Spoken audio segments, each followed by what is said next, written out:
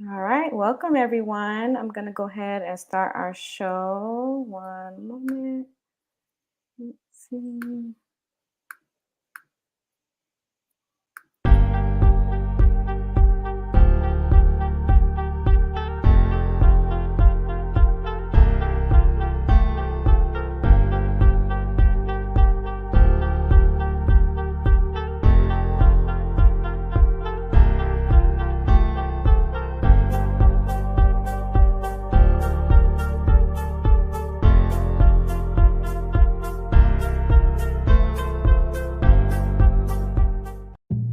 Hi, I'm Melissa Como, licensed therapist and board certified counselor. One important thing I've learned in my own life and working with individuals and couples is we experience more joy in our lives when we are in fulfilling and supportive relationships. Think about it. When something bad happens, you call on the people you know will be there. And when something really great happens, you want the people closest to you there to celebrate. This is the heart of my practice. At Heartfelt Counseling Center, we are here to help you learn the skills to have satisfying and successful relationships. We understand that relationships can feel complicated. Let's help you make it simple. Contact us today for a free consultation and follow us on social media where we talk all things relationships. Thanks for listening.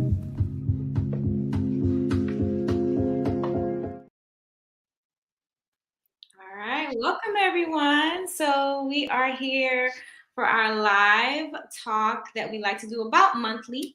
And just for the recording, I'll go ahead and introduce myself. My name is Melissa Como. I'm a licensed mental health counselor, licensed marriage and family therapist in the state of Florida. And I have a practice called Heartfelt Counseling Center where we focus on relationships for individuals and couples. And we have a special guest tonight. I'm going to have her introduce herself and we'll talk a little bit about how we know each other and get into the questions. So Kamisha, feel free to introduce yourself.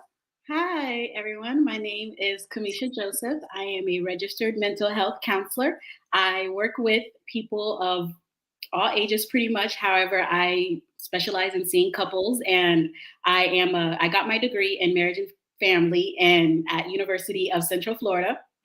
So I work with teenagers, but I don't really work with kids. However, I also work with adults. I see people with anxiety, depression, stress, low self-esteem. However, I just love working with relationships. And when I graduated in December, I reached out to Melissa because it's very important, as we all know, to just have a mentor. So I wanted a Black woman mentor, and she happened to be Haitian. I'm Haitian. So it just was the perfect fit. And then she also is a relationship expert. And this is what I wanted to do, right? Hopefully the goal one day is to just solely focus on working with couples and relationships. So I'm just very excited to get in touch with Melissa. And now here we are today. Yes. So I will say, y'all know that I like to bring people on the show that I know in real life. So, and sometimes real life can be virtual, but I have to know you, right?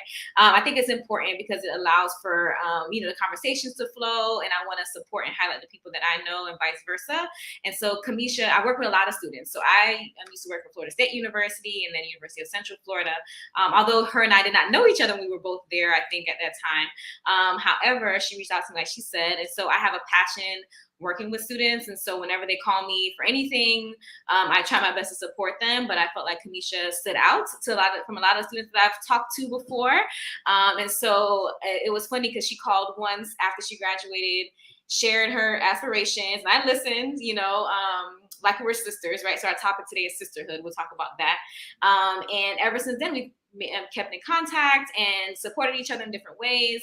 And so you'll learn more tonight how our relationship unfolded to what it is today, because it'll make more sense towards the end. And I just want to kind of share that as a part of my work that I don't necessarily share as much, but it has a true close to my heart. I was in university college counseling for 10 years, almost 10 years. And so I did a lot of counseling students as well as doing presentations and support, training them as well.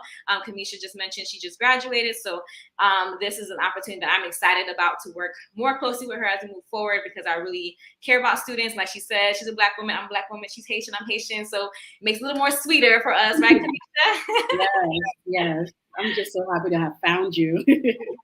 Same here, same here. So I am going to go ahead and introduce our topic for today. So our topic for today is sisterhood. Y'all know usually I do the Black love spin on all the topics. And so it's still Black love and sisterhood, but I just left the sisterhood because I figure sisterhood usually implies there's Blackness involved. And this is actually a topic, although Kamisha was singing my praises, I'm going to sing hers in a minute, or right now I should say, because this topic is actually inspired by her. And so one of the things that she has come to me with is some of her passions and ideas. And like I said, I have a passion working with students, and so I want to support that in the best way. Well, she's not a student anymore. She is graduated, but she called me when she was still a student. And so I want to mentor and support her the best way I can in her early career. And so when she came to me with this idea of sisterhood as a way to provide service, which again we'll talk about more to the end, so I want to reveal it at the end. I thought, why don't we just do a live about it? Like, we can do services, which we will, in our work together, Kanisha. But before we do that, we should tell people what we're doing, right? So that way they can be involved in the conversation, whether they're a client or not, whether they are a colleague or just family and friends, because I think what we're doing is so important. So I can't take all the credit for the topic because it really was inspired by you. But I figured, before we get into servicing people with the topic, we can talk about it together and really the audience get to know you and kind of your thoughts and views on sisterhood. And of course, we'll have a conversation, and then we'll slowly reveal kind of what we're going to be doing together that we're excited about to actually not just talk about sisterhood, but practice it, right? So we're really getting on practicing it. So that being said, I'm going to move on to start with our first question. So this question actually is not about sisterhood just yet. So, I like to focus on Black love throughout the conversation. And so one thing that I've been asking all of my guests and I've been talking about is basically reclaiming the narrative of Black love, right? So a lot of times there's a lot of myths and things being discussed in our community or of our community when it comes to Black men, women, and Black love and families. And so I think it's important for us to basically bust those myths. And so I did a talk in January. So you guys who haven't seen it, please go back and watch on my YouTube channel, the top 5 myths of Black love that I wanted to reclaim and, reshape that narrative. And so since then, I just went ahead and started asking each person who's come onto the show what myth that they've heard that they want to, kind of dismantle. So the question specifically for Kamisha is, what's one myth about Black love, Black men, and Black women you would like to see dismantled, and why? One myth is that the vulnerability is a sign of weakness. I want us to get that outside of our minds, put it in the trash, throw it away. Vulnerability is not a sign of weakness. It's the greatest sign of courage. So it's the opposite, right? And I think for Black women, for Black men, for Black families, we don't want to be vulnerable with one another. And vulnerable is what needed to establish connection and maintain connection. So why are we struggling with vulnerability, right? And for people who don't know what vulnerability is, right? If I really want to discuss it, the true definition of vulnerability is the capacity to hurt. So what you're really saying is being vulnerable is recognizing that you are human, that we have emotions, and that when you show up as your full authentic self, some people are not going to like it. Some people are not going to accept it. You know what? But that doesn't mean that you stop being you. You stop being who you are. Those people aren't just your people. So we need to be vulnerable to establish the right people in our lives, right? To attract the right people in our lives. And so we could teach them in a way of how to be in our lives, right? Like, this is me. This is who I am. Take it or leave it. And if you take it, this is great, right? Like, you want the type of people who sees you and accepts you, right? But if they don't, then why are you attaching yourself to people who don't like you for who you are? So for me, with the Black love, like, we shy away from our emotions, we stem away from our emotions, and we don't want to talk about it. And we need to talk about it, right? Because of having emotions is part of the human experience. So I just want us to just do away with the fact that vulnerability is a weakness. No, you're being courageous, you're being brave, you're being yourself. And what's the problem with that? I love it. And so audience members, please, and some of y'all know y'all been watching it with me since the beginning, or been with me since the beginning of the year, talking about myths of Black love, Black men and Black women, Black families. Please drop in the chat if you will. I'm going to share my thoughts as well about any myths that you all want to see dismantled, so we can work on that together. Kamisha and I will be taking notes, right? Because it's important not just for us to share our thoughts and opinions, but for you all, because we do this for our community, right? We're here just to share our thoughts and to have a conversation. And so I really want to, I know usually I ask y'all to kind of chime in whenever, but I want to start encouraging conversation around this topic, because I know that y'all have some gems and stuff to share as well, in terms of things that y'all are tired of hearing. You know what I mean? Like, you are tired of hearing, you know, certain myths or stereotypes about our community, and we need to start speaking it so we can start reclaiming it and reshaping that narrative to what is more of our reality. And so what I love about what you shared, Kamisha, is, well, one thing I think we both use a similar therapeutic model that's focused on emotions, which is another thing we relate to a lot. We do a lot with relationships, so we know how much vulnerability is important in terms of having a healthy, close, deep connection with people, right? And not just romantic. We talked about that before, you know, my other show, but just any form of a relationship, right? Vulnerability is so important. It reminds me of one of the myths. I can't remember which guests shared it at this point. It might have been the one, actually, I think they said it in two different ways. So one about basically like doing away with Black girl magic, right? Because it has to be something we're talking about with, you know, being strong all the time. And then last month, there was a similar thing about Black girl magic, but the way it was phrased was having to be strong all the time, right? And so it's kind of, the Black girl magic was, you know, coming from like the fancy way of us saying, okay, we know we are resilient people, women and stuff like that. But how does that hurt us, right? That's what actually, that was Miss Brittany Carter. She's one of my colleagues that we're been working together. And she said that back in April. And then last month I had my best friend Edna on the show, who's an attorney, and she said something similar in terms of like, you know, just we don't have to be strong all the time, you know, kind of thing. And so although you're talking about vulnerability, I think that still ties into the other myths that wants to be like dismantled, because obviously if we're allowed to be vulnerable and and we give ourselves permission to do that, then that means we start to take away the fact that vulnerability means weakness, because it's okay to be tired. It's okay to not be magic. It's okay to not have to feel like you have to be strong for everybody all the time. But you can be vulnerable, right? So I think part of what you're saying is adding to the conversation where we're separating vulnerability and not equating it to strength or weakness. Or actually not weakness, you're saying, but more so a strength. Yeah, exactly. And I think that's very similar to what the other women and guests were saying, is like, you know, we don't have to show up in a way that we have described stereotypically to be strong, you know, but we don't have to be magic today. We can be tired today. We can take a break, you know? So all those things, that I think what I would say that stems those three together is the humanity part. Like, we're all human. We don't have to be any particular way. And so I just want to kind of add that and say that, because I think I love when the things start to connect, you know, so that we can like have a fuller conversation.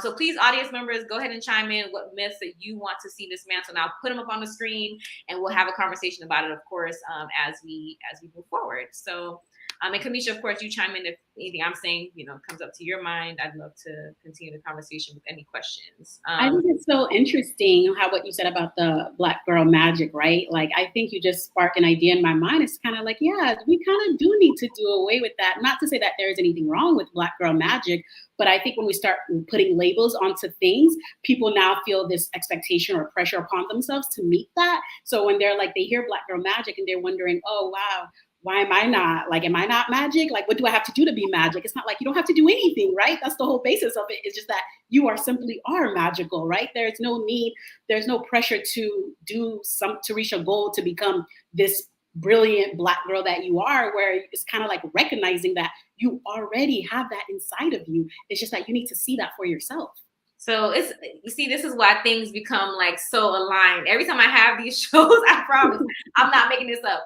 And this is why it's so important to me to bring in people that have different experiences and perspectives, but also we know each other. And usually when you know someone and you get to know people, you get to see what you have in common. And what you just described, I don't know if you recognize it or not, but you described also worthiness, which is also a theme that I've been talking with or working with Miss Brittany Carter. We were doing retreats that we did back in April, where I'm working on another one. Well, I'll tell you about another day this year. And so, and also Edna, my previous guest and best friend, talked about that and in May as well. And so what you talked about just now in terms of like, you already are magical or whatever the positive attributes are, you don't have to work for those things, is basically highlighting worthiness, right? Like, you are worthy to be vulnerable. You're worthy of connection. You don't have to do anything for it. And so as you're saying those things, I was like, that's exactly what we've been saying when we framed it in worthiness. And so you can see like how all these things kind of come together. I think that's so, so important for sure. So thank you.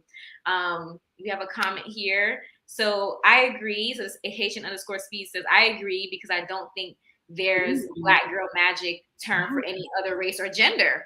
That's right. I agree. Oh, yeah. I mean, see, this is people right here. Like, and then we have, that's a good point.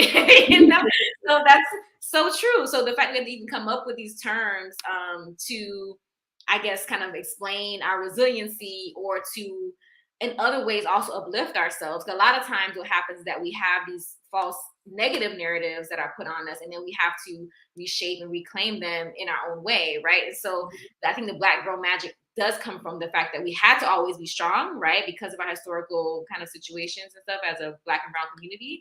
And so with always having to be strong means lacking of compassion from different folks, right? And so lacking of support from different situations and people. And so then we have to take what we've always had to be and make it all shiny and glittery, right? And then once we make it all shiny and glittery, then there's no room for vulnerability or, worthiness. Like, there's just, now you have to stay here. So even though it comes from a good place, well intended, I think it supports, unfortunately, which also brought up to my attention when she mentioned that too, Brittany did, that it polarizes it even more, right? Because then now when you're magic, that means you can't be nothing else. Like, so puts us more into a box, you know what I'm saying? So so this is good. See, that's just one question, y'all. Which is only one question, and we already like unpacked it. So so moving on. So that's our Black love kind of question. I like to make sure we tie that in. This next question for Kamisha, this is for the audience too. It's not just Kamisha. So whatever y'all think, please share.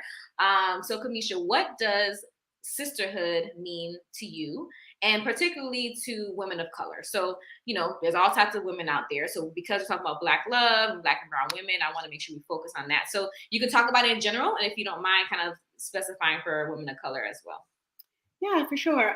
When I think of sisterhood, I think for me, one of the things that I think of is just that my friends, like my girls, are like my superheroes with superpowers. Like each and every single one of them have their own powers, meaning that they all bring something into my life that are different, right? There's one person I could go to for this thing. There's another person that I could go to for this thing. And they support me in ways that just makes me feel good, right? So for that, it's kind of like, I'm not saying that they're saved me, but it's kind of like, they're like my superheroes. I kind of look up to them. I admire them, right? Because they all have different traits and things that make up who they are, so that I fully love and accept them, and they fully love and accept me. And I think that's what sisterhood is. It's kind of like being accepted, people seeing you for who you are and loving you for who you are, and then accepting you, not wanting to change. And that to me just means everything in the world, right? And I think when it comes down to Black women, like sisterhood within the Black women community, I just remember back in college, right?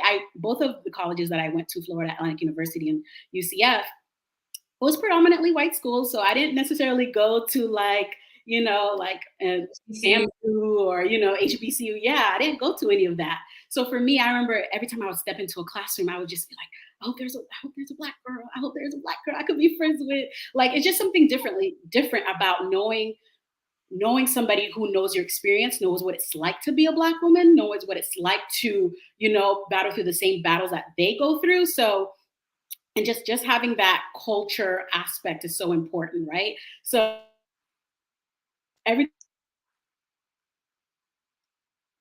So it looks like she might be freezing. To me, that gave me an opportunity. Kamisha, I think. Okay. Am I good? Yeah, you're good. Go ahead and repeat the last. I think you missed like the last two sentences because I think it froze for a second. But I think what you're saying is so important. Okay. So go ahead and. Okay, I'm just gonna start over. I was just gonna say, I just remember every time I do step into a classroom and I'll see a Black girl, I'll be like, I'll just be so happy. I'll be like, okay, great. Like I just felt comfort. I think there's a sense of comfort that comes with being friends with just Black women because no, yes, it's about the struggles, but it's like, what are you into, right? We're all so different. So it's kind of like, who are you, right? Like, I don't want to subscribe just because you're Black. I don't want to think that we went through the same things or we had the same experience, but it's kind of like, it just brings comfort knowing that I won't find the same girl or woman, I love Black that. woman that I meet. So that's why when I say my friends are like my superheroes and they have their own different superpowers because they're all so different. They're all so different. I think when people think of Black women, they want to put us in a box, like we're all monolithic in that way. But kind of like, no, like I have one friend who loves anime, and then I have one friend who loves fashion, I have one friend who's very athletic, it's just kind of like they're all very different. They're all very smart, and they all bring something into my life that I very much cherish. And it's so good that they value me too, right? I love the fact that not only do I get to value them, but they tell me how much that they value me. So the sense of community is unlike no other. So that's what sisterhood to me. I think it's just the fact that they're all different, right? They bring comfort, right? They make me feel safe and secure. I think that's really what it comes down to. It's kind of like I could call, hey girl, what you doing? What do you want to do? Right? It's so easy to talk to. They're easy to talk to, easy to vent, right? Like they're not my therapist, but they might as well just be my therapist. Right? And I think when we as therapists, when we assess clients and their social support, it's so important because they only see us for 1 hour a week, and that's not enough. So we have to ask, who are your friends? What are they doing? How can you go to them? And if you don't have friends like that, then maybe they're really not your friends because you want friends to laugh, to explore, to have fun with, and do different things with, and that you can connect with and be vulnerable. Yeah, no, I love that. I love the fact that of course you brought in the personal and all the way through to as a therapist too, like seeing all the different sides of it. And one thing that I want to highlight that I saw in the theme of your answer was friendship, right? And so, which I think is definitely a part of sisterhood because there is that. I agree with you. When I think of sisterhood, I think of friends, right? Which is like usually friends, maybe in the same age range, maybe in the same, in this case, ethnicity or culture or race, depending on, how we talk about women of color for us, right? And so there's that friendship there. There's that sisterhood, so to speak. So with that, I would also say though that the sisterhood part also adds a family component as well, right? So because some people consider their friends their family, and some people have family who they consider their friends, right? So like depending on like how they look at the situation or whatever. But I think that's important, right? That there is that sense of like not just because like you can go to a work setting or a classroom setting, and there could be another woman if you're a Black woman or a brown woman, you could see another Black or brown woman there, but yes, there is that automatic comfort, I think, in terms of like knowing that you're not the only one, that representation factor of it. And and also because we're not monolithic and we don't necessarily always even agree or like all the same things, in that noticing of another Black or brown woman in the space does not mean it's going to necessarily automatically sisterhood, right? Exactly. So I think there's that part between like coming to a space, identifying that person that you're not alone, initially, and then having that transpire into a friendship / sisterhood or whatever. I would even say that maybe there's friendships that don't feel like a sisterhood either, right? Because you can be Black and have similar stuff, but it doesn't have that other component that you talked about. Comfort.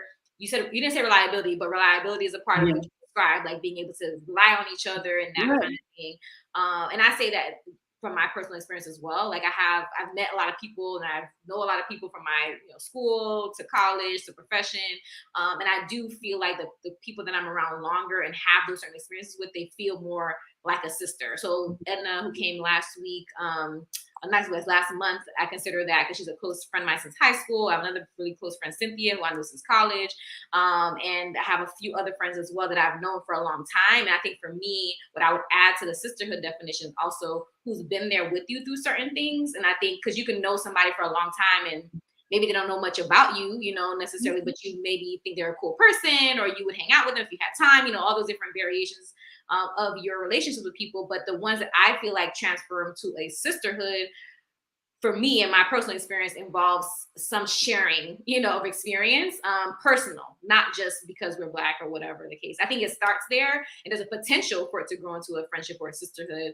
But I think the comfort comes also from the fact that like, okay, you know me on a certain level, or we've been through certain things. I saw you go through certain things, and that makes a difference, versus maybe the people that haven't. I mean, it doesn't mean that other friendships and stuff are not as important. It just means that there's different closeness or comfort that is with some versus other Others, really. And I think that's why I brought up vulnerability at the end is, like, how can I be vulnerable with you? That's what sisterhood really means, right? Like, how can I be my full self with you, right? And how can you nurture that, right? What I'm giving you, because vulnerability you can't give to anyone, right?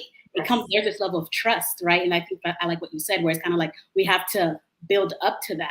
So I think sisterhood is learning one another, seeing one another, and then, okay, understanding, okay, how do you want me in your life, right? How do I fit into your life, right? So I'm big on vulnerability. You're probably going to hear me talk about it a lot because I think we need to do better with vulnerability, right? Just being our authentic self, and not having to worry. I think people shame being vulnerable, right? Like, oh no, don't do that, don't do that. Why are you crying? You like, we punish each other for being vulnerable, and it's like, and vulnerability is how you're able to connect with others. So sisterhood is all about connection, and maintaining that connection, and diving deeper, right? And I love what you said about the experiences. Yes, we need to have these experiences. Like, how are you with me in my lowest of lows? And how are you with me in my highest of highs?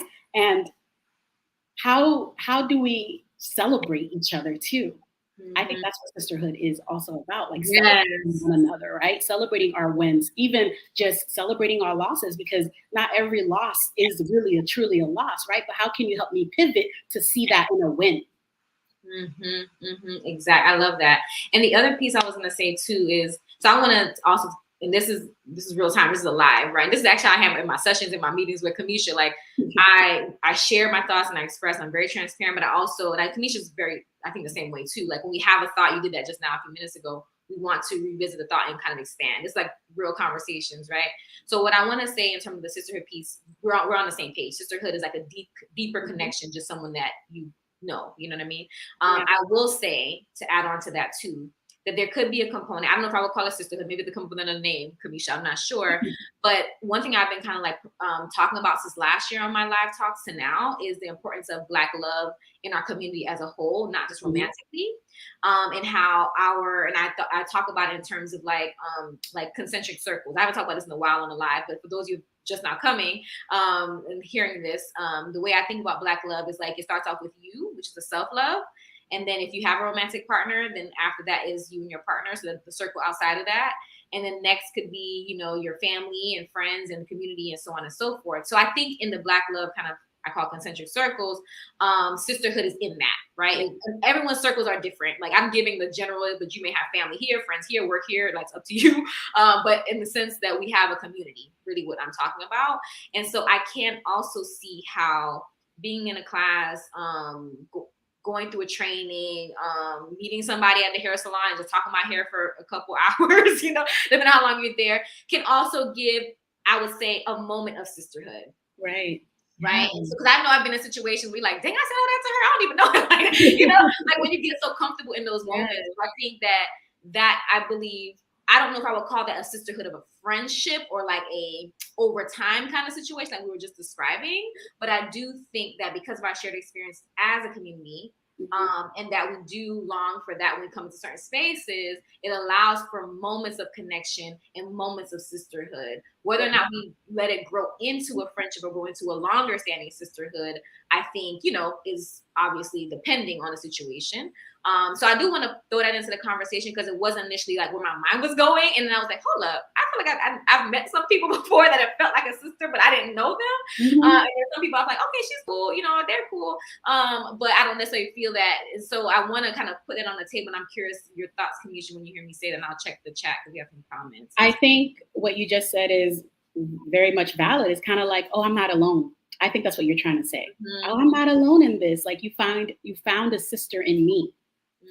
That's really what it is. Yeah. Because when you get into those moments of actually sharing something, I gave the salon example. I think that's an easy example that a lot of people can relate to where, you'll go and sometimes it's not that you're sharing personal stuff. It could just be like, you're just sharing your opinion about something. I mean, which is still personal, but it's not your personal business. It's just like, oh, something, whatever you heard about something, oh, this is what I think about it. And you start to hear other people's opinions. You're like, oh, okay. And you feel connected to people in that space, but you may never see them again. You know what I mean? But in that moment that felt connection, that felt like maybe some level of vulnerability, depending on how, how much you shared, in that space or whatever the case is, but not feeling alone, knowing that you have, obviously somebody that understands you, even if it's just for a moment. So I do want to say that, 'cause I think that's important to highlight, how moments can turn into like a deeper friendship and deeper sisterhood, but it also puts accountability on us as, in this case, women, but this can also apply to men in their brotherhood, about putting in the effort and the time and the vulnerability to grow these potential interactions into something deeper. I do think a lot of times we kind of just let things happen however, but I think at least for me, as I grow into my life and have different experiences, I realize how much intentionality plays, can play a role into like how your life unfolds, you know what I mean? So you could come across somebody who seems real cool, but because you're so used to like maybe you have boundaries a lot, or you like maybe come from an environment that you just won't be too friendly, like whatever that situation is, you may lose out on a potential longer standing brotherhood or sisterhood with somebody because of maybe some other dynamics. And so I just want to put that out there that, there may be somebody you came across one of these days and you're like, dang, that person was real cool, and I could see, and it just never, got there, but maybe there's something you could have done to have it grow into a sisterhood deeper than just that moment. So I just want to say that. And I did have someone in the chat say something here. Fendi, talk about the friendship part. Friend group is the family that you choose. Exactly. Obviously, family is what you're born into. And then your friend group is the family that you choose for some people. So I appreciate that. And then we have another comment here. I think it's important to seek each other out, to talk about our challenges and build together. So that's what I'm talking about, the seeking. I think usually we're just like, okay, if it happens, which is okay too. I'm not saying go seek out everybody. But I think we can all recall a time when we've met somebody and they were like real cool, you connected real, like y'all just was a synergy, and now, and I don't know if it's because I'm a mom as well, y'all, because I don't know, I have a 4-year-old son, and so he's about to be 4 in a couple days, but like I'm pretty, I know, right? I'm pretty social, like in terms of like I can say hi to people I don't know, like that doesn't like really bother me or whatever.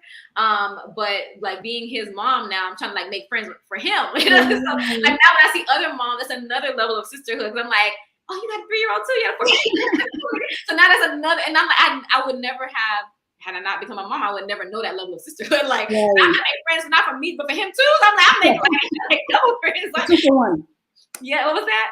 2 for 1 special. 2 for 1, exactly. So it's like it is, and I was talking to somebody about that before, and we're talking about like making friends for our toddlers, and they're like, yeah, we want to make sure we find good friends for them, to grow together and play and stuff. And then they're like, yeah, but you got to make sure the moms is good too, because sometimes if the moms ain't right, the kids. I'm like, that's true too. I mean, it's not just him, but like, yeah, the whole thing has to make sense for the family to come together. So someone else had a comment here.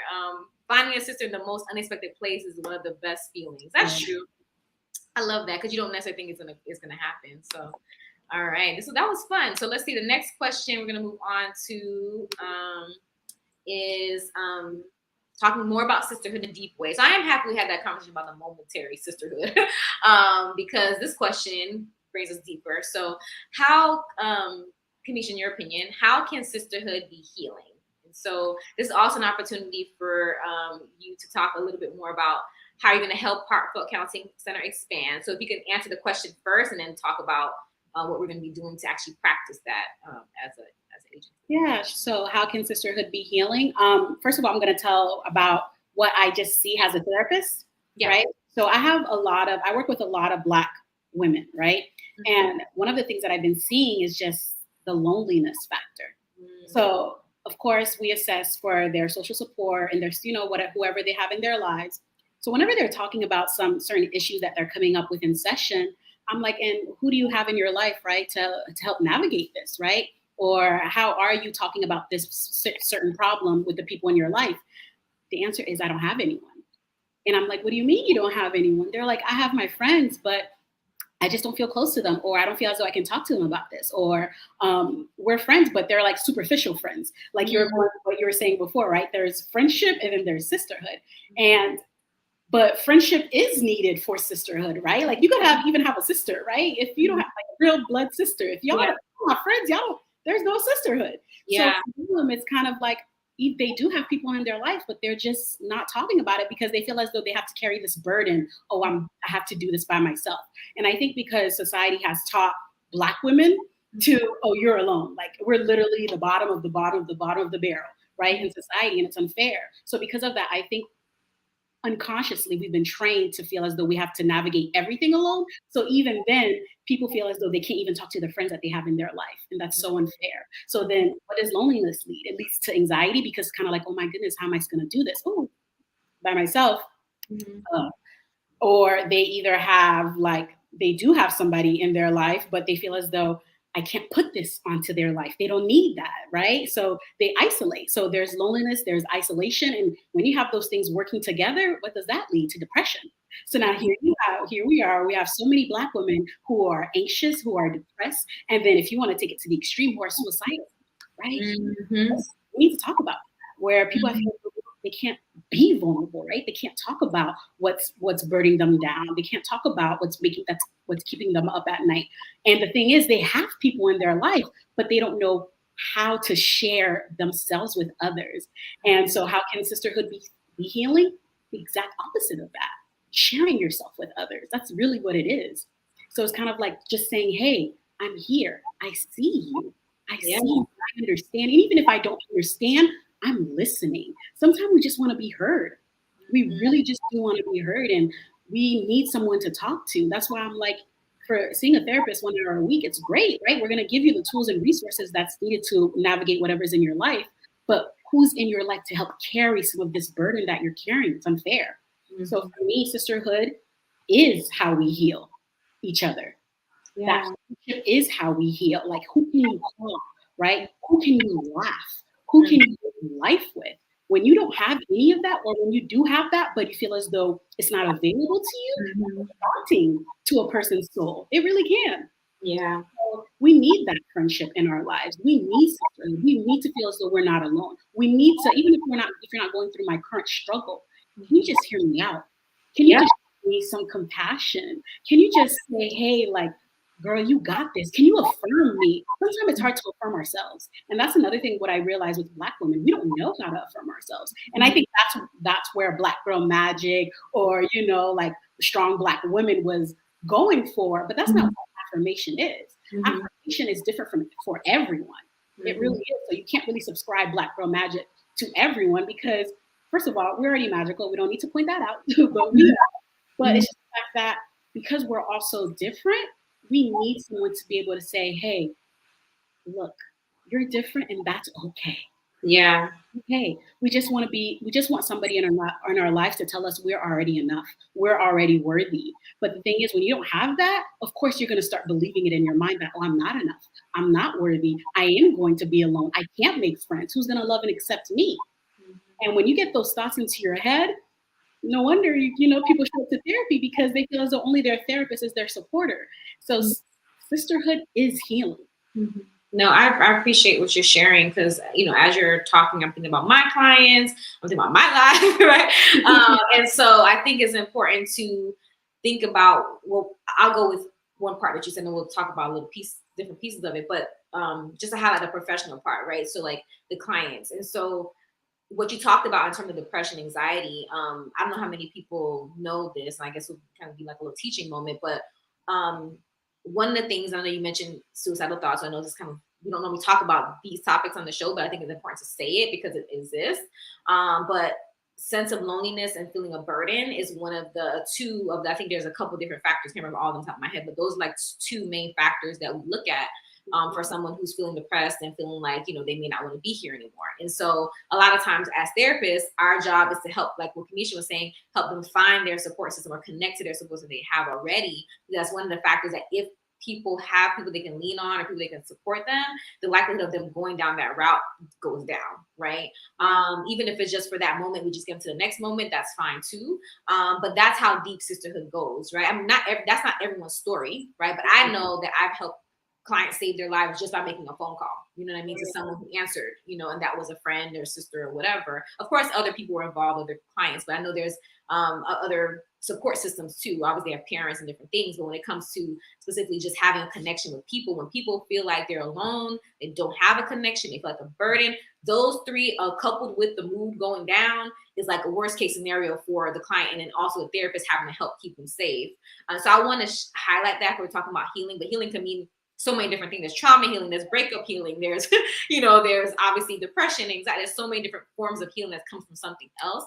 But I want to talk about something that we don't necessarily always bring up on the show, but also is something that is important because we're talking about healing. I don't want to, overlook that part of it. And so, even though that might not be everyone's story, it's important for people to know that that exists, and that you may think that, let's say you're the friend that think everything is, oh, they're okay, whatever, one phone call, one text can be a difference for that person, because maybe that person was going to call and was going to text, but they have their own things in their head, and just you reaching out first allows them to reach back out. It doesn't mean they're going to share all their, stuff with you at that moment, but just maintaining that connection, just a checking in. I know there was a campaign on social media, or I don't know if it was I guess you say hashtag or whatever, check on your strong friends. I think it will also apply to our community as well, where the checking in, that's not, of course, we can always do more than checking in, but if you can at least do that, that creates the opportunity for keeping the line of communication open, I guess I would say, for people that feel like they can't be vulnerable and they can't share certain things,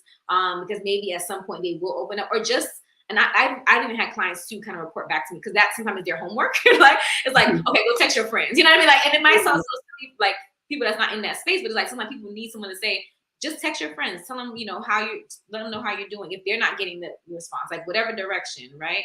And so sometimes if I can get my clients to reach out to their friends and even family, and they get just someone that listens, or someone just to answer the phone, that changes their whole trajectory for that period of time, enough to help them do the other work. And it's unfortunate that, I can't say it's unfortunate, but people don't always, I say unfortunately, that's their private, stuff with us as therapists is confidential. But at the same time, it would be nice for family and friends to know how much of an impact they have sometimes, that we get to see, because I don't think people always know that part of it, that just the fact they responded to a text made the whole difference for that person, so to speak. So I just want to highlight that just for a little bit, because I feel like we don't talk about it enough, and that sometimes we don't understand how much impact we can have on people, even if it's something really we might think of as small, so to speak. So that's really important. So thank you for sharing that, because I do agree with you that sisterhood is important in terms of connection, maintaining our mental health, apparently is part of it too. Feeling that you have people in your corner that you can always rely on if you need them, and that you're not alone. Really, that's the biggest part of it. So I was going to have you go ahead and share, because I have some other thoughts, but that's going to get us on a tangent. So I'm just going to keep the track, and I'll get back to my thought later.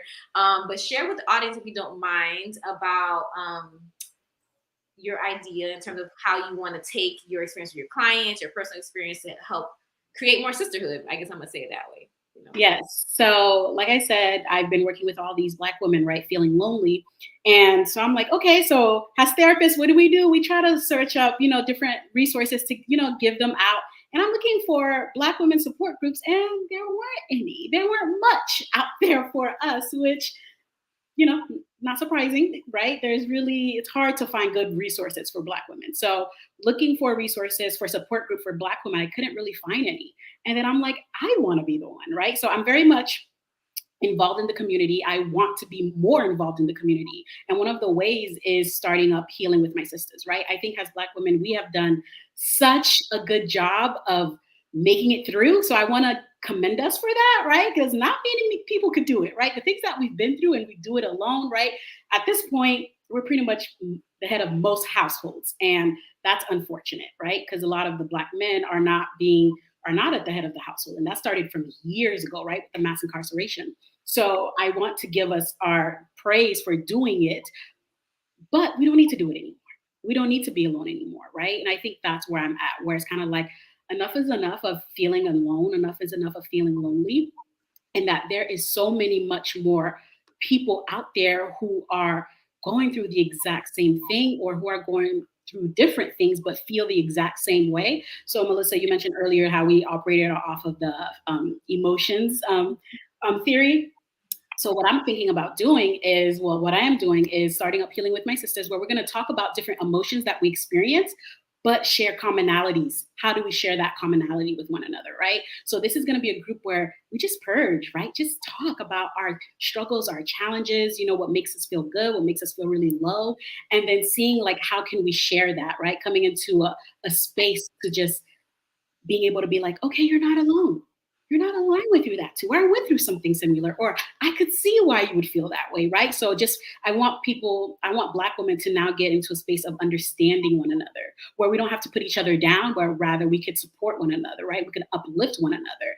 And one of the ways to do that is through healing, right? Let's help heal each other. Let's touch one another and say, sis, you got this. You got this, and you've been doing such a good job.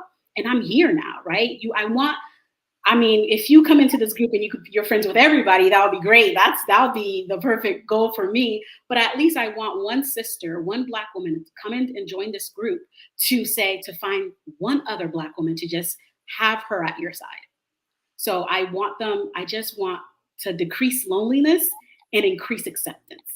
Yeah. So that's how the vision of Healing with My Sisters came about. Yeah.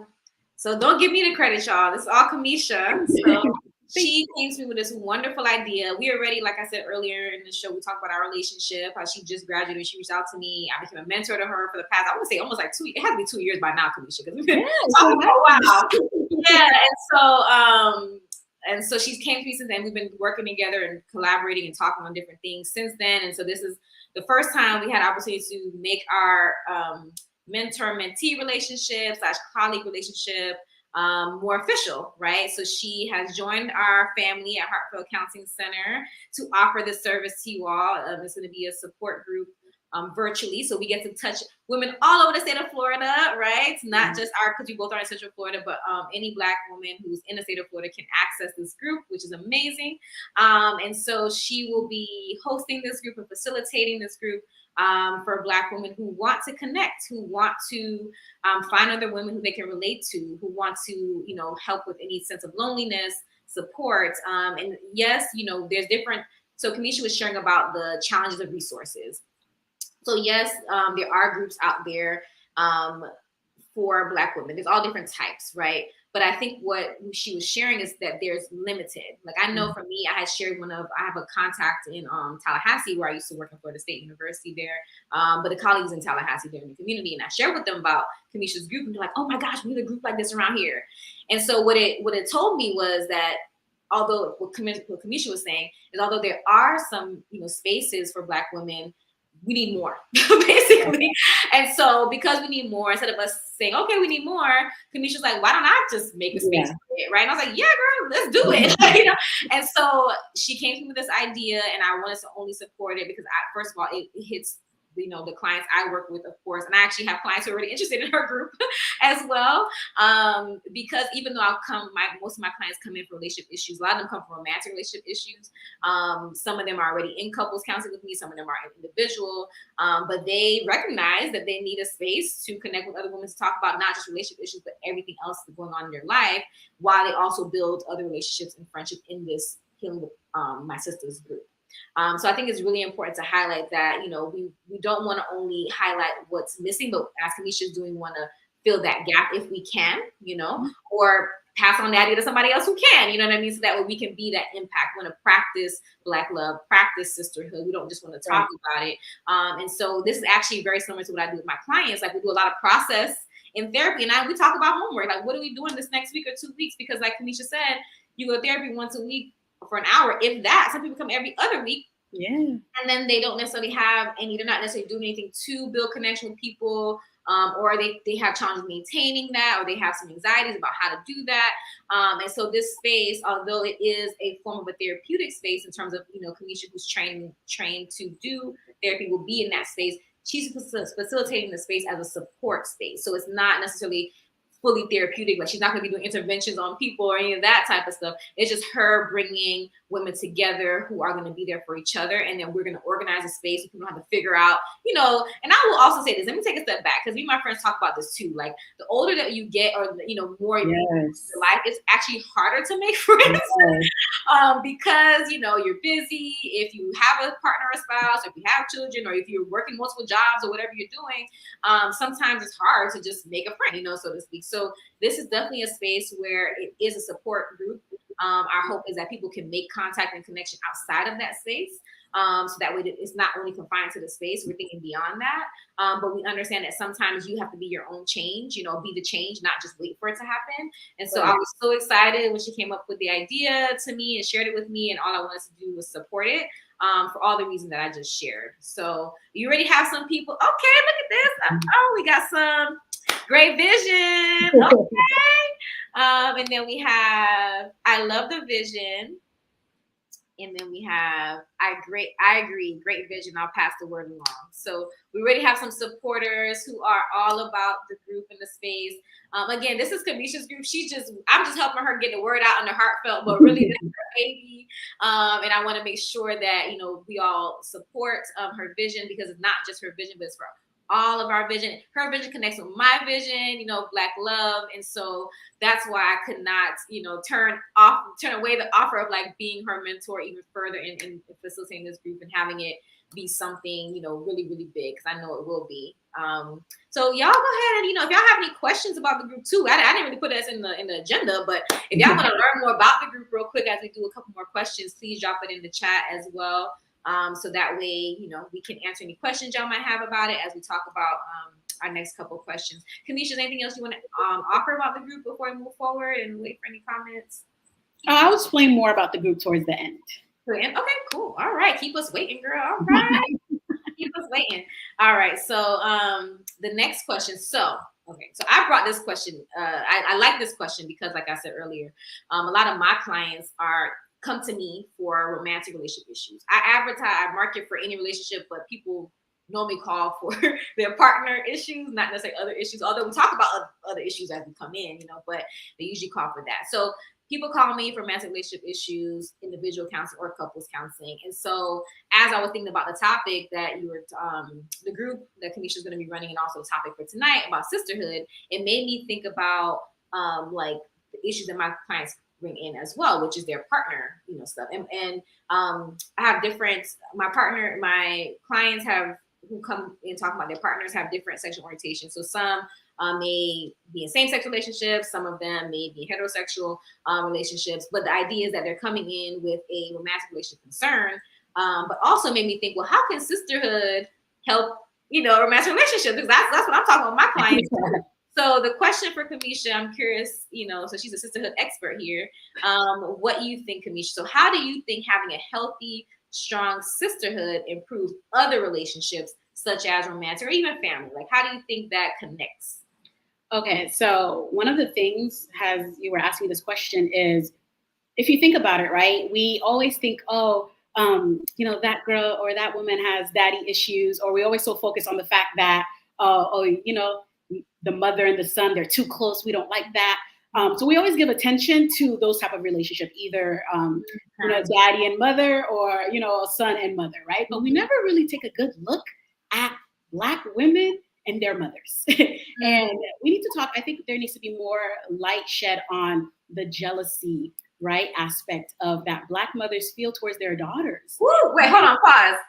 See, wait. Tonight, Kamisha, we gonna tonight.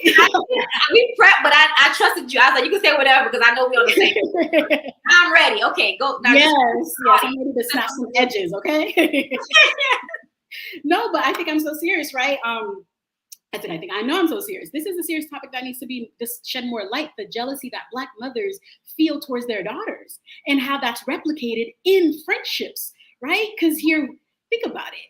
For some reason, with friendships, there's always backstabbing, betrayal, right? Jealousy, right? Like, and some of these things, we're only repeating what we saw. Got it. Yeah. Only repeating what we saw. So when I think of, in terms of family, right? Mm-hmm. Mother-daughter relationship, as I work with a lot of Black women, so many Black women are saying, I don't have a good relationship with my mother. So not just jealousy, just in general. Just in general, right? But it's kind of like they don't have a good relationship with their daughters. And that's so sad, because that's your very first form of sisterhood, right? That's your very first form of friendship. And if you can't even be friends, I know we have this idea in our mind that, I don't want to be a friend to my child, which is fine. I'll respect that comment. But like I said, any good relationships have a friendship, even in marriage. Let's go there, right? Mm-hmm. When you think about it, what do we assess? How good is the friendship? How do you like one another, right? How do you have fun with one another? How do you laugh with one another, right? How do you connect? It's all the same. So friendship is found in families. It's found in marriages. It's found in friendships, literally friendships. So friendship is the core connection that we all have, right? What I came up with is that friendship is the tool to nourish our soul. It really, that's what it is. Friendship is a tool. And it's a tool that's used in families. It's a tool that's used in your marriage. And it's a tool that's used in your friendship with your actual other sisters. So if you don't have a good, solid foundation within a friendship, within your family, within your marriage, your soul's not being nourished, right? So what did I say about friendship? Friendship or sisterhood, right? Sisterhood is all about being vulnerable. So when you're vulnerable, this is where compassion comes in. This is where love comes in, kindness, respect, right? These are all these things that comes in, and that nourishes you. You feel as though, wow, you really see me and you love me and you want to do all of these things for me and with me. So if there's a lack of friendship between in the family, then that means we don't even like one another. And this is where trauma can happen. There is such thing as relationship trauma. Relationship trauma is when your soul is not being nourished. So if there's no friendship in your family, if there's no friendship in your marriage, I love what you're saying. I'm gonna just do a couple things in the chat, and then I'm gonna say something that relates to what you're saying. But we have some so true. This is a little earlier, but this still goes what you're saying now. Rely on your circle of those that love you for support. We're talking about the reach out for support. And then we have preach with the mom comments. I think this came out when you said the jealousy thing. See, I told you it was on fire. I was like, touch my pearls because I don't know. I know it's fire. And then we have yes to the last comment you said as far as so I want to say this. You actually said something that kind of sparked something for me. So one thing that to me and my mom are close. And so one thing that we had as bonding kind of growing up was on weekends, I would stay up and watch like old sitcoms with her. And then we're both Haitian for y'all that don't know, me and Kanisha are. So my mom would tell me just stories, about, stories from Haiti, about my mom's side of the family, my dad's side of the family knew each other when they were children. So she would tell me like stories about his side. And so it would be like, I learned a lot about my family system, a lot about where I came from those stories over time. And I never thought about it until you just said like, yeah, we were being friends. Like, she was sharing those things with me. And fast forward to as I grew up and, had different challenges, I would call her. It was like, I remember when I was changing my major from like, thought I wanted to be an attorney at one point, from being an attorney to going to psychology for undergrad. And I was in my advisor's office and I called her and I was like, Mom, I think I want to change my major. She's like, go ahead. Like, so at that moment, I felt I have to call her and not ask her for permission, but like, I need to run you know what I mean? Like what you think, So, and she told me her opinion and I took what she said and now I'm here now. So I say that because I never thought about the fact that I wouldn't have labeled it a friendship. I just thought about like, I have a relationship with my mom. Like she's close, whatever, we're close. It's good. But I never thought of that component as a friendship. I've sat up with my girlfriends and talked about stuff too, so like it kind of has that connection. I just want to share that personal story because that I think highlights a lot of what you said. No, I think that, it's like you don't have to be a friend to your children, right? But you want to feel as though your children has a friend in you. Yeah, I love that.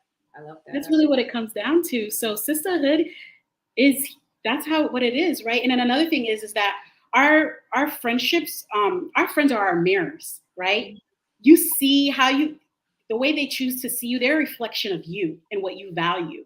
So the same way that you can see your strengths and weaknesses in them, they can see your strengths and weaknesses in you.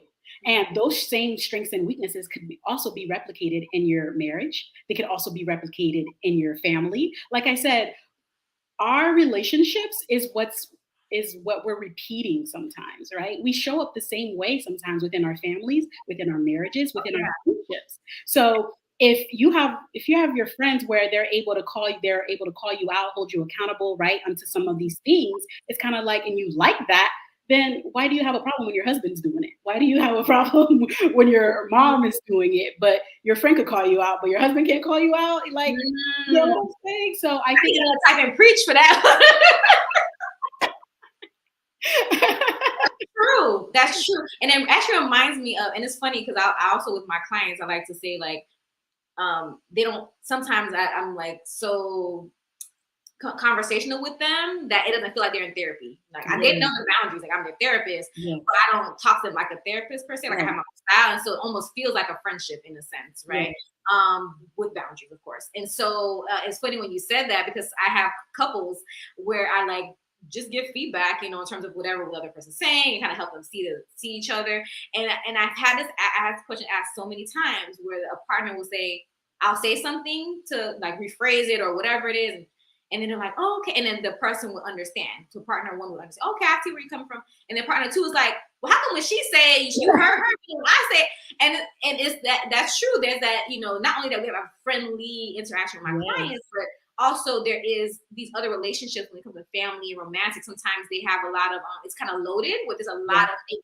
Because when you think about family, like say your close one you grew up with, they knew you from maybe a really young age and so many things you went through together, so many dynamics, so many different relatives and stuff. And then when it's romantic, depending on how long you've been together, you share so much, your finances, your children, your house, you share, supporting each other, sacrificing for each other, all these things, which are all beautiful things. But I think what you're highlighting, which I've never thought about until you said it, there's a simplicity to friendship because usually it doesn't mean that friendship won't have the other elements, but a lot of times it doesn't feel maybe as weighted for people. So it feels like, again, lighter, you know what I mean? Like they can still be close, but they don't necessarily have that, kind of like the same thing when people come to therapists. They don't feel like, oh, I can tell you everything, but you don't have to, I don't have to worry about you judging me or worry about you, going back and saying this nobody, like they feel like it's space because it's not connected to nothing else. It's just that person for them, that therapist. And so I think with friendship, I think what you're highlighting is that we definitely do want to have friendship in all these other relationships because it's important, but also there's more either at stake or more to carry in those other family romantic relationships, versus maybe friendships may feel like you can still have that closeness, but it doesn't feel like there's other things necessarily involved in that friendship per se. Does that make sense? That's kind of what I got what you're saying. Yes. Yeah. Love it. Okay. We're saying a lot here. So next, so I was going to ask you, Kamisha, this is my closeout question I'm going to move to. So I don't know if you want to say more about what you want to say about the group, or do you want to say after this closeout question? We could say more about the group. Okay. So yes, so we're going to be doing Healing with My Sisters. Like I said, it's a great way for Black women to come and just talk about their life experiences to make sure that, that they're not alone and to gain someone, right? Somebody at the end. It's going to be about 10 sessions. So it's going to be per cohort, right? So it's not going to be long term. Rather, these 10 sessions are going to be based off of different emotions. So we're going to play games, right? It's going to be interactive. I'm not going to just having y'all sit here and just sit here, right? Where I want us to be interactive and getting involved. So I'm not going to say too much, and then there's going to be discussion questions, right? Where I, as your therapist, I'm going to ask the group some pertinent questions depending on the topic of the session. And then this is when, the girls, the women, they have the floor to just share. And then, like I said, I'm like Melissa said, I'm here to just support. I'm just here to just chill and just watch things play out. And then, of course, I'll probably share one or two things. But really, the main goal is so that Black women to know that you are loved, to know that you're not alone, to know that, yes, we may not go through the exact same things. Yes, we may not be the exact same people, but rather you just have someone in your corner. I think we just want to feel as though we have someone in our corner. One of the things as a therapist that I notice is that a lot of people don't feel safe and secure. And if you look at our needs, right, Maslow's hierarchy of needs, love and belonging is one of our core needs. And when we don't feel as though we have love or we don't feel as though we belong, it feels as though a part of us is missing. So I think my goal is to have more Black women to feel more fulfilled, to feel more whole, right? It's a good thing that they're coming in and they're doing their individual therapy, or they're coming in and they're doing family therapy or marriage. But what about your friends? What about your sisters, right? Like, how are you incorporating that into your life to make sure you are on the correct, or you're on the right path to your healing journey, right? So that's my goal of Healing with My Sisters. So I'm excited to start. By the way, sign-ups are in. Y'all can start signing up today, you know? Yes. So please, please, please, it's on Melissa's website on heartfeltcounselingcenter.com, right? And then the sign-up sheet is up, ready. I'm gonna start taking some phone calls, start calling people up. We don't have a good group date yet. I just wanna see how many people are interested in doing it. And then once we do, I'll make that announcement. But for now, we are signing up. Yes, yes, yes. Also, I will say, so I put my information on the chat, and actually, I'm gonna put Kamisha's at the end. But since it's on my website, I just put my website up. It's also on my IG page. It's also on Kamisha's IG page. I'm gonna put that up as well. But what's also good to know as far as doing a support group for those of you that want to be cost effective, this is also a good way to get into a therapeutic space. That support, that you can make friends and make connections, and it won't it's more cost effective, more cost friendly than doing individual therapy. So if you're someone that's deciding like, okay, should I go to group? I already have an individual therapist, or I'm about to be done with individual, and you're not sure, I would still say, of course, if you have a therapist already, talk to them first because they know you better than us. But feel free to call because the consultations are free. We're not charging for that. So all you do is sign up on the sign up sheet that we have on my website and our IG pages. Once you sign up, Kamisha will give you a call, and then you guys will chat about, whatever you want to share with her. She'll talk to you more about the group. Make sure it's a good fit for what you're looking for at that time. And then if it's something to do with deciding between individual or group or something like that, then she'll, share information for you to make that decision. And then you move on to a one-on-one appointment with her, and then you'll join the group, and then that's it. You'll be in the group from that point for the 10 sessions.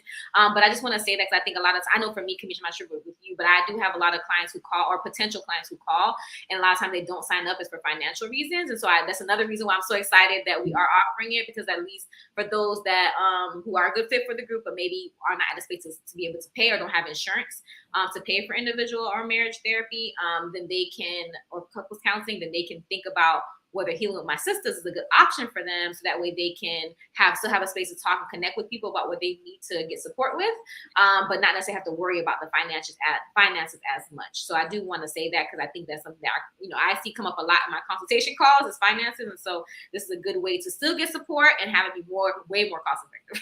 So just let us know if you have any questions. And so that being said, I'm gonna wait to put your information at the end of this question, Kamisha, so we can wrap up the show. So I'm going to go ahead and do our closeout question. We ask this question every time we do a live, because it's important to talk about our values. This is basically a value question, but I like to do it in a fun way. So Kamisha, and audience too, because I like to tally up. I'm going to tell you guys who's winning this year. I've been counting every live to see who's ahead, which one is ahead. So the question is, for Kamisha, and those in the chat, please drop it in there. If you had to pick between honesty and compassion, which one would you choose? And you share why, and then the audience go ahead and chime in. Honesty or compassion? I'm taking notes. What would you choose? Very good question. Very good question. I would go with compassion. Mm-hmm. I think that with compassion, there's honesty. Compassion, because when I think of compassion, I think of love. I think of kindness. I think of respect. Compassion is a form of love, in my opinion. And I feel as though if you really love me, you are being honest. You are being honest, right? That if you love me enough that you value me, and to say, hey, like this, that, and the third, right? So where you're honest with me, where I would ask you, because I think honesty is a form of compassion, in my opinion. Where it's kind of like, I think there is no compassion without honesty, because then it's kind of like, you don't really care, right? Compassion is a form of care. So if you really care, then that's why I think with compassion, there's honesty. Yeah, no, I love it. So, and the way you're answering is a lot of times what people end up, they still pick one because I asked them to pick one, but they still end up including the other in the way that they see it. So I always tell people, what do you lead with, so to speak. And so I have honesty so far. Come on, y'all, I'm counting up. I got 1 honesty, 2 honesties. So I will tell y'all, so as we're counting up so I'm gonna count you and me because I'm compassion. So 2 compassion, 2 honesty so far. So this year we had a show in February, March, April. We had 3. we had 3 so far. So this year so far, as far as the shows, I tallied up to see which one. So we had 2 honesties as far as each show goes, and then 1 compassion. So far for the year, this is our 4th live, so we're gonna see what happens. Is that we had 2 compassion won twice. I'm sorry, I messed up. Honesty won twice, and then compassion won once so far. And then right now we have see 3, 4. Looks like we have another. We'll put them up on the screen. We got some honesty, and then we have another honesty that's 3, and then 2 compassion. I guess we're tied because I think we got 3 compassion and 3 honesty. So I'm gonna count it as a tie then. Y'all get your votes in. Oh, compassion won. I'm gonna close out the show so we can win. Yes, with compassion. We love to see it. So compassion won tonight, y'all. Thank you for the compassion, people. I appreciate y'all. So now we had a tie for the year. So we got 2 honesty, 2 compassion shows for the year. So we'll see what what tiebreaker we have next month. So I'm gonna go ahead and thank you all for participating. It's always fun to see what y'all think. What do you lead with? I'm gonna go ahead and put Kamisha's information in the screen here. So she has her own page, the culture therapist. She also has her phone number on the screen. That is the phone number to basically have questions about the group. This is the group phone number for the group services for Heartfelt Counseling Center. So this is her line. If you have any questions, go ahead and call her there to ask any questions about the group. She will call you if you sign up. You don't have to call first, but if you decide to call for a question, you can call. And then we also have a page. Well, she created a page, Healing with My Sisters on IG. So if you want to follow for updates, of course, follow all of us. Follow Heartfelt Counseling Center, follow Culture Therapist, and follow Healing with My Sisters. Healing with My Sisters page is just for the group, so we're going to only be updating about the group on that page, and we'll do the same on our pages as well, along with other cool stuff that we are doing. So I want to go ahead and put that there. And the last thing before we wrap up, you all, I think is next show. So next show, for y'all that don't know, next month, July, is BIPOC, Mental Health Awareness Month, and BIPOC stands for Biracial, Indigenous, People of Color. And so basically there's a Mental Health Awareness Month in May for general, and then they've created a separate month in July for people of color, basically. And so my colleague, Tamara Nelson, is a licensed mental health counselor, and she will be talking. She's a trauma therapist as well. And our topic we're talking about is from racial trauma to racial healing. Right. And so we're going to talk about trauma in a racial, cultural lens, as well as the healing aspect, because we don't want to just stay in the trauma, y'all. We want to move on. Okay.